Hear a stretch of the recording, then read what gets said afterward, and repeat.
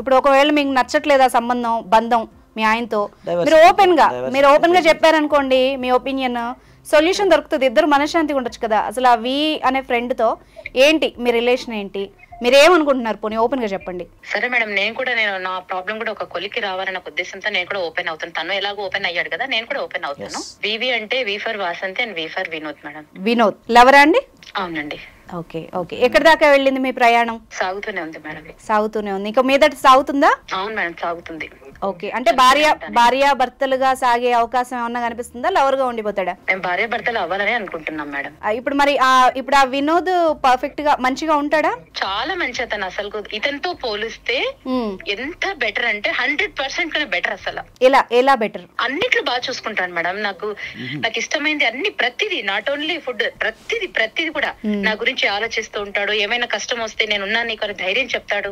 Okay, అన్ని విషయాల్లో.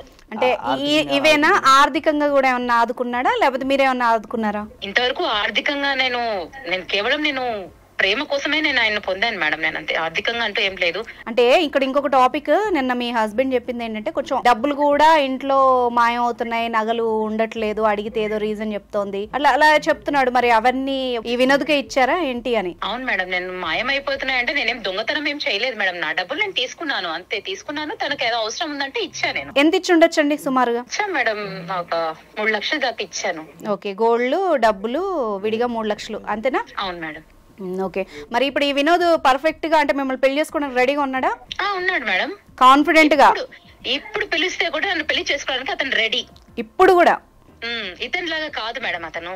Okay, బాగా చాలా నిజాయితీగా ఉన్నాడు. సరే, అయితే ఒక పని చేద్దాం వాసంతి, నాకు ఒకసారి ఇప్పుడు ఈ నెంబర్కి మీ వినోద్ నెంబర్ పెట్టు. అంటే నేనేం అడగను, నువ్వు భయపడకు, జస్ట్ నువ్వు కాన్ఫరెన్స్ లో ఉండు, సైలెంట్ గా ఉండు. లేదమ్మా, విను ఒక్క నిమిషం, నేను నీ సిస్టర్ అనుకోని విను. నువ్వు మ్యూట్ లో ఉండు. ఇప్పుడు నీ ప్రాబ్లం కి ఒక సొల్యూషన్ కావాలి కదా. ఇప్పుడు నీతో మాట్లాడాం కదా, నీదేం తప్పలేదు, ఓపెన్ గా చెప్పావు.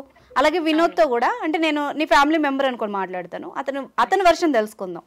ఇప్పుడు నీకు చెప్పాడు పెళ్లి చేసుకుంటున్నా అని, మాకు కూడా చెప్పాలి కదా. ఇప్పుడు రేపు నువ్వు తీసుకెళ్తావు, నీ హస్బెండ్ని వదిలేస్తాను అంటావు, మీ అమ్మ నాన్నలకు చెప్పాలి కదా. మరి వినోద్ ఇంత గాఢంగా ప్రేమించాడు, ఇంత నిజాయితీపరుడు, నేను లేకపోతే బతకలేడు అన్నప్పుడు అతను కూడా నీ వర్షం తీసుకోవాలి కదా. నువ్వు టెస్ట్ ఎందుకు చేయవు? తప్పే ఉంది. 100% చేసి అతనికి టెస్ట్ చేయాల్సిన అవసరమే లేదు మేడం. అతను 100% నన్ను లవ్ చేస్తాడు, పెళ్లి చేసుకోవడానికి ఉన్నాడు. అతను బ్లేమ్ చేయట్లేదు మేడం. సో నువ్వు సర్టిఫైడ్ చేసావు, కొంచెం నా తరఫు నుండి ఒకసారి ట్రయల్ చేద్దాం, తప్పే ఉంది. చేసుకోండి మేడం. ఓకేనా?